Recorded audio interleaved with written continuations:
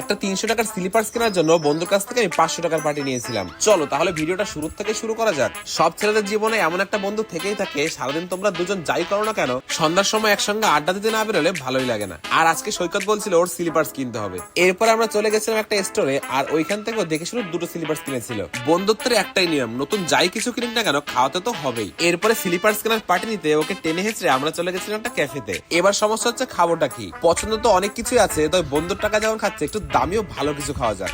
Menu card দেখে আমি select করেছিলাম মুরগ পোলাও সঙ্গে কড়াই চিকেন। কাদ্দু কাটেগা তো সব মে বাটেগা, এই কথাটা বলে সৈকত বললো আমার জন্য একটা মুরগ পোলাওটা করে দে। সো ফাইনালি ডিসাইড হলো 2 প্লেট মুরগ পোলাও আর একটা কড়াই চিকেন। এরপর একটু সময়ের মধ্যে আমাদের খাবারও চলে এসেছিল। এবার হচ্ছে খাওয়ার সময়, চলো তোমাদের রিভিউ দিচ্ছি। প্রথমত আমি দুটো আলাদা আলাদা করে খেয়েছিলাম।